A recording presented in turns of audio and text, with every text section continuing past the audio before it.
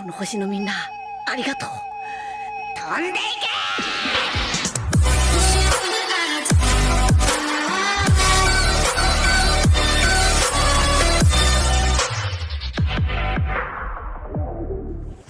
Olá pessoal, tudo bem? Meu nome é Stephanie e hoje nós vamos falar sobre elementos de circuito elétrico. Circuito elétrico é um circuito fechado que começa e termina no mesmo ponto e é formado por vários elementos que se ligam e assim tornam possível a passagem da corrente elétrica. Para que nós possamos entender como um gerador atua, vamos fazer uma analogia com a hidráulica. Então, temos aqui o seguinte sistema, onde vamos considerar duas caixas colocadas em níveis diferentes. Podemos ver que a água vai se deslocar naturalmente do nível superior para o inferior. Porém, para elevar a água, é necessário fornecer energia às partículas de água na parte inferior para que possam vencer o desnível, para que elas consigam subir. O dispositivo que aumenta a pressão da água é chamado de bomba hidráulica, e quanto maior for o desnível a ser vencido, mais potente deve ser a bomba. Em um circuito elétrico, um gerador de tensão faz o mesmo que a bomba no circuito hidráulico. O gerador aumenta a energia dos elétrons para que eles possam vencer os desníveis elétricos do circuito. Aqui, nós temos um sistema onde a pilha é o nosso bipolo gerador e a lâmpada o nosso bipolo receptor, pois transforma a energia elétrica em luz e calor. Então, como que isso ocorre? Os elétrons saem do gerador pelo polo negativo e chegam à lâmpada, onde a energia é transformada em calor e luz. Após isso, eles voltam para o gerador pelo polo positivo, onde ganham mais energia para repetir o ciclo. Um gerador de tensão é um dispositivo que mantém uma tensão entre dois polos. Então, temos aqui o polo negativo e o polo positivo. Nesta sessão, estudaremos apenas as tensões contínuas, e nós a representaremos da seguinte maneira. É dessa forma que ela costuma aparecer nos exercícios, provas, etc. Essa parte maior sempre vai ser a parte positiva, e a parte menor, a parte negativa.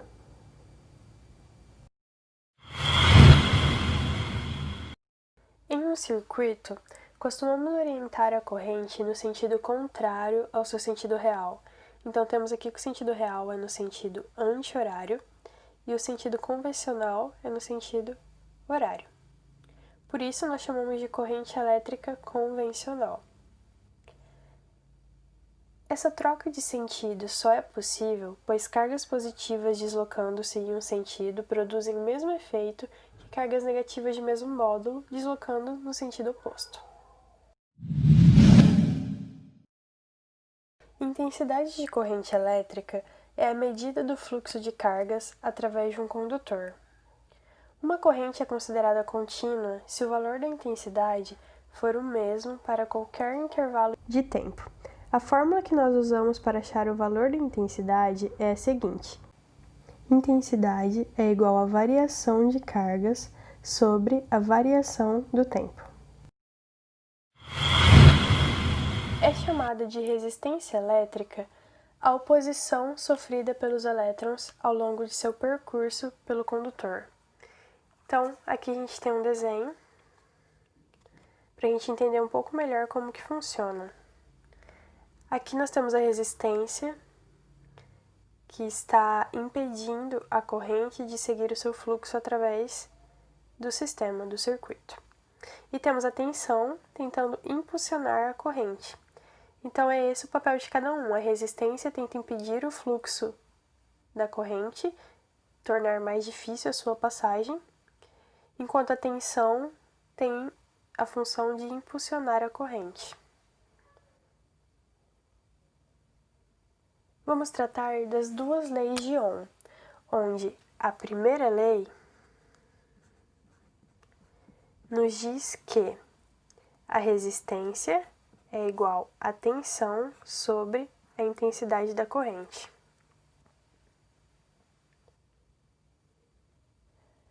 A segunda lei de Ohm relaciona a resistência de um condutor com suas dimensões e com o material de que é feito. Então, a segunda lei nos diz que a resistência é igual à resistividade do material vezes o seu comprimento sobre a sua área.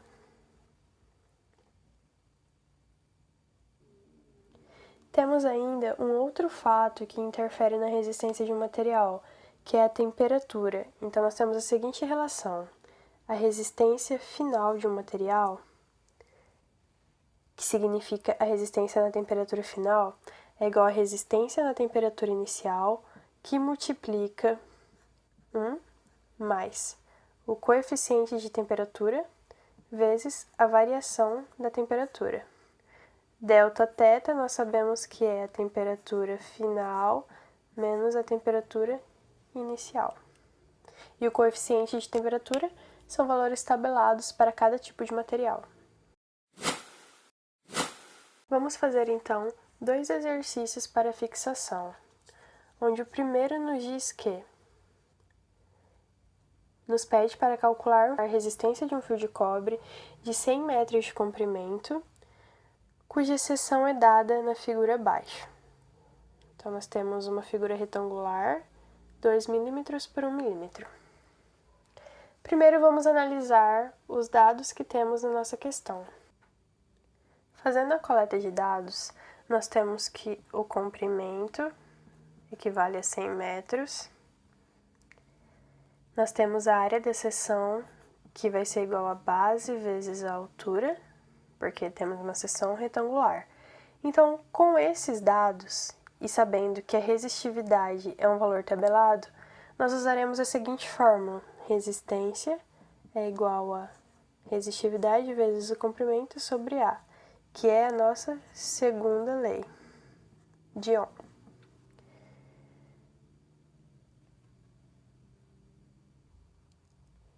A resistividade do cobre é igual a 1,7 vezes 10 a menos 8 ohm por metro. Então, agora temos todos os valores, só precisamos jogá-los na fórmula. Então, a gente vai ter que a resistência é igual a 1,7 vezes 10 a menos 8 vezes 100 sobre a área da seção. Não podemos esquecer que os valores da seção estão em milímetros e precisamos passá-los para metros. Então, teremos 1 vezes 10 a menos 3 vezes 2 vezes 10 a menos 3. Isso daqui vai nos dar um valor de 0,85 ohms. Esse segundo exercício nos diz que a resistência de um fio de cobre a 20 graus Celsius equivale a 10 ohms. E ele quer saber qual que é a resistência do fio quando ele tiver 150 graus Celsius. Então, vamos fazer a coleta de dados. Nós temos que a temperatura inicial equivale a 20 graus Celsius, que a resistência inicial é 10 ohms, que a temperatura final é 150 graus Celsius. Sabemos que o coeficiente de temperatura do cobre é de 0,004 graus Celsius a menos 1. Isso daqui é um valor tabelado, vocês conseguem encontrar facilmente em qualquer livro, no Google. Então, temos tudo o que precisamos para calcular a nossa resistência. A fórmula que nós usaremos é a resistência final é igual à resistência inicial, que multiplica 1 mais o coeficiente de temperatura vezes a variação da temperatura. Então, jogando os valores na fórmula, nós temos que a resistência final vai ser igual a 10, que multiplica 1, mais 0,004, que multiplica 150 menos 20, que é a variação da nossa temperatura, certo? Então, jogando esse valor na calculadora, você vai obter um valor de 15,5 0,2 ohms para resistência quando ele estiver na temperatura de 150 graus. Uma observação que é muito comum as pessoas confundirem é que resistência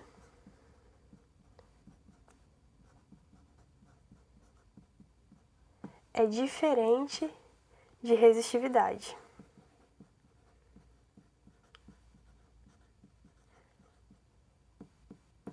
E a gente pode perceber isso facilmente só pela unidade de medida, uma vez que a resistividade é dada em ohm por metro e a resistência é dada em ohm, né?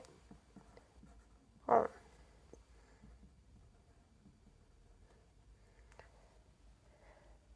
A resistividade elétrica é uma medida que corresponde à característica do material em questão e qual a facilidade da transmissão da corrente elétrica. Então, quanto maior for a resistividade, mais difícil será a transmissão da corrente elétrica pelo material. Já a resistência elétrica é quanto o material resiste à passagem da corrente por ele. Então, lembrem-se do nosso cowboy. Ele está resistindo à passagem da corrente elétrica, está tornando difícil a sua passagem. Resistores são componentes eletrônicos cuja principal função é limitar o fluxo de cargas elétricas por meio da conversão da energia elétrica em energia térmica. Os resistores são geralmente feitos a partir de materiais dielétricos de grande resistência elétrica, pois essa grande resistência dos resistores torna esses componentes capazes de reduzir a passagem da corrente elétrica. Então, geralmente, o resistor vai ser representado dessa seguinte maneira aqui. No mercado, você vai encontrar o resistor desse jeito aqui, só que ele é bem pequenininho. Vamos aprender a ler as unidades de um resistor, o valor dele. Antigamente, o valor da resistência vinha impresso no corpo do resistor, porém essa forma deixou de ser segura, porque com o tempo apagava-se parte do número ou até mesmo o número inteiro. E com o avanço da eletrônica, os resistores se tornaram cada vez menores, o que tornava difícil a leitura dos valores impressos no corpo dele. Então, uma maneira de lidar com isso foi fazer a codificação através de faixas coloridas. Então, vamos ler o valor desse resistor. A primeira faixa tem um valor, a segunda faixa tem o seu valor também, a terceira faixa significa o multiplicador e a quarta faixa a tolerância. Existem várias outras cores, só que eu só trouxe aqui as que a gente vai precisar para decodificar esse resistor aqui. Então, vamos lá. A primeira faixa é da cor marrom. Então, nós temos 1. A segunda faixa é preta. Então, nós temos 0. Vezes. A terceira faixa é vermelha. Então, nós temos vezes 100. Então, nós temos o valor de 1000. 1000 ohms. E qual que é a tolerância do nosso resistor? Nesse caso, ela não tem, porque aqui a gente pode ver que na cor laranja não tem nenhuma tolerância. Então, como que a gente vai ler esse resistor? Ele é um resistor de 1000 ohms com 0% de tolerância, sem tolerância. Nós vamos encontrar vários tipos de curvas para representar o resistor, representar as equações, enfim. Nesse gráfico aqui, nós temos a tensão versus a intensidade da corrente. E nós temos que se a curva for paralela ao eixo U, ou seja, se ela estiver assim, a resistência é infinita, ou seja, o circuito está aberto. Se a curva for paralela ao eixo I, ao eixo da intensidade, significa que a resistência é nula, então nós tivemos um ponto-circuito. Vamos falar agora de potência elétrica. Um trabalho é realizado toda vez que uma força provocar o deslocamento de um corpo. Então aqui nós vamos ter a seguinte fórmula. A energia potencial de um corpo é igual a sua massa multiplicada pelo valor da gravidade vezes a sua altura. Então vamos ver para que a gente usa essa fórmula na prática. Imagine que você chega do trabalho e encontra o seu irmão querendo subir numa árvore, mas ele não consegue. Então você vai dar uma mão para ele, você vai pegar ele do chão e vai levantar ele até o galho mais próximo. Você realizou um trabalho e você gastou energia ao realizar essa ação. Então vamos calcular qual foi a energia gasta para levar o seu irmão de 20 quilos a uma altura de 2 metros. Então nós temos que a energia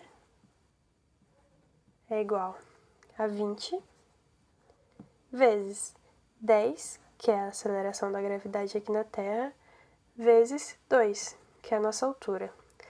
Então, gastou-se uma energia potencial de 400 joules.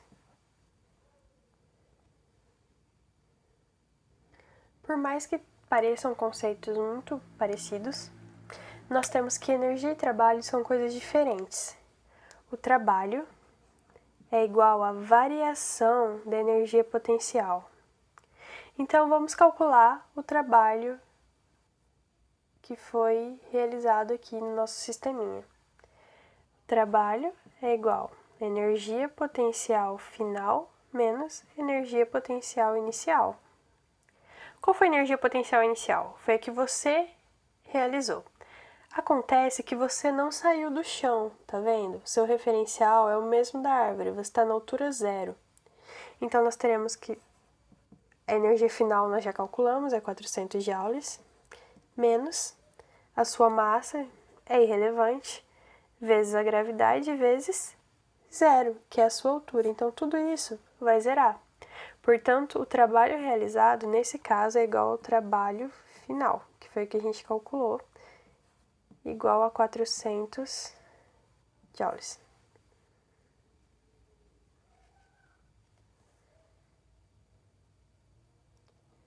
Temos ainda que a potência é igual ao trabalho realizado por unidade de tempo. Então, vamos supor que você levou 20 segundos para erguer o seu irmão na altura de 2 metros. Então, nós vamos calcular a potência agora, que foi necessária para que você realizasse esse trabalho. Sabemos que a potência é igual ao trabalho exercido, nós já calculamos aqui, 400, sobre 20 segundos, que foi o que a gente colocou. Então, nesse caso, nós temos que a potência realizada foi de 20 watts. Por último, nós vamos trabalhar um pouquinho uma lei muito importante, conhecida como Lei de Joule.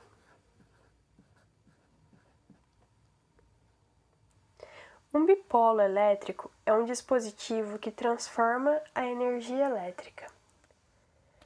E a potência no bipolo é dada por potência é igual a tensão vezes a intensidade da corrente.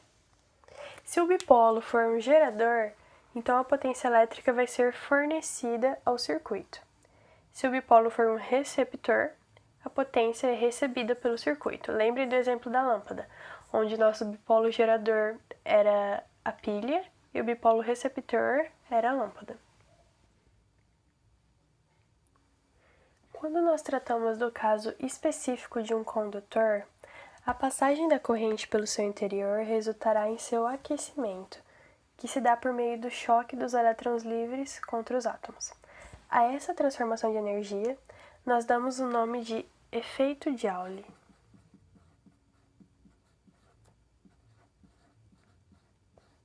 E a equação que nós temos para isso é que a potência é igual à resistência do material vezes a intensidade da corrente ao quadrado. Essa forma desenvolvida vai nos dar potência, também pode ser dita como potência igual a tensão ao quadrado sobre a resistência. Todas essas três fórmulas podem ser usadas para achar a mesma coisa, dependendo dos valores fornecidos na questão. Então, graças ao efeito Joule, no seu aquecimento por meio do choque com os elétrons livres e os átomos, nós temos diversos dispositivos muito importantes para a gente, como chuveiros, panelas elétricas, churrasqueiras elétricas, ferro de passar, entre vários outros. O efeito Joule pode ocorrer em qualquer material, condutor ou isolante, desde que apresente resistência elétrica não nula.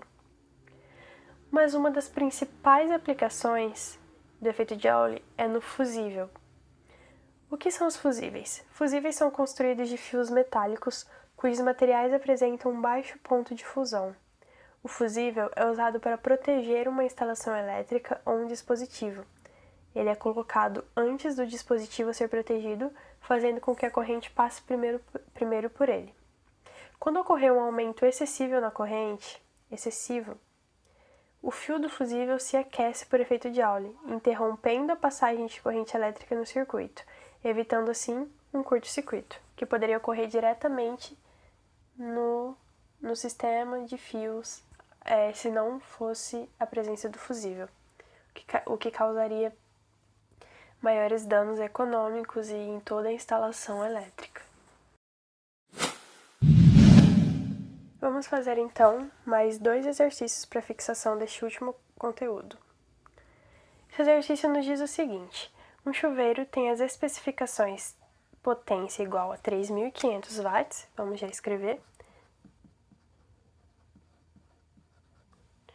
e tensão igual a 220 volts. Ele está pedindo para a gente calcular a intensidade da corrente, o valor da resistência e a energia gasta durante 30 minutos em kWh. Então vamos na letra A. Queremos o valor da intensidade da corrente. Podemos usar a fórmula, a primeira fórmula que a gente viu nessa parte, potência igual a tensão vezes a intensidade da corrente. Então, sabemos que temos uma potência de 3.500 watts, uma tensão de 220 volts e queremos saber a intensidade.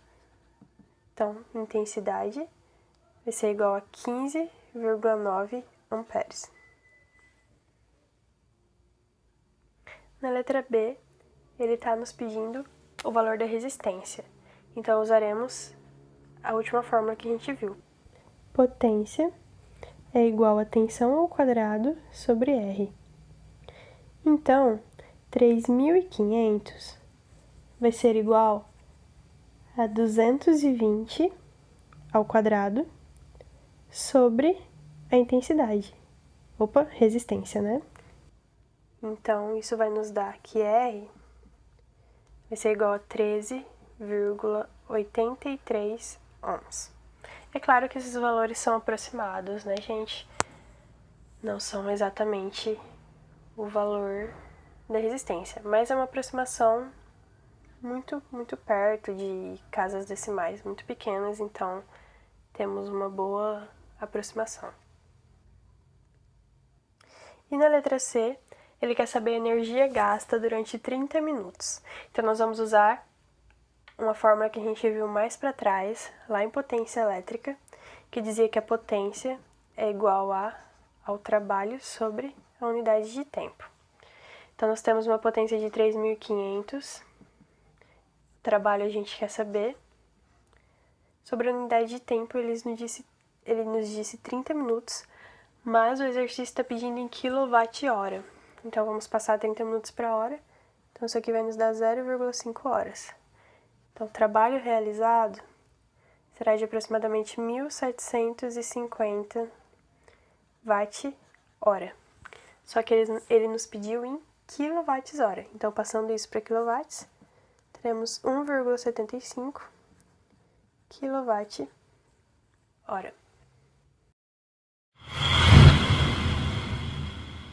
E esse último exercício quer saber qual a tensão que deve ser aplicada a um aquecedor que dissipa 400 watts para que a corrente que o percorre seja 3,5 amperes.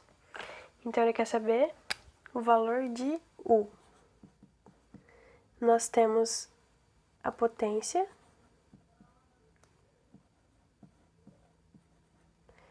e nós temos o valor da corrente. Então, qual é a fórmula que relaciona tensão com potência e corrente? P igual a U vezes I. Então, nós teremos 400 igual a U, que é o que a gente quer saber, a nossa tensão, vezes 3,5 amperes. Isso vai nos dar um valor de 114,3 volts. Esse é o valor da nossa tensão. Hora da curiosidade. Eu trouxe aqui duas charges para a gente entender um pouco como que funciona e qual a diferença das lâmpadas incandescentes e fluorescentes. A diferença básica entre a lâmpada incandescente e a lâmpada fluorescente está relacionada ao mecanismo que cada uma utiliza para emitir luz. A primeira, a da esquerda, é a lâmpada incandescente, e ela emite luz quando uma corrente elétrica passa pelo filamento de tungstênio, esse fiozinho que fica no meio da lâmpada, aquecendo os átomos que o compõem e gerando luminosidade. Já na lâmpada fluorescente, a lâmpada da direita, a luz é emitida por um gás. A maior parte da energia fornecida é transformada em luz, e por esse motivo ela tem um rendimento muito maior que a lâmpada incandescente, que produzia mais calor. A durabilidade de uma lâmpada incandescente é muito inferior de uma fluorescente, pois o filamento de tungstênio vai se estragando com o uso da lâmpada.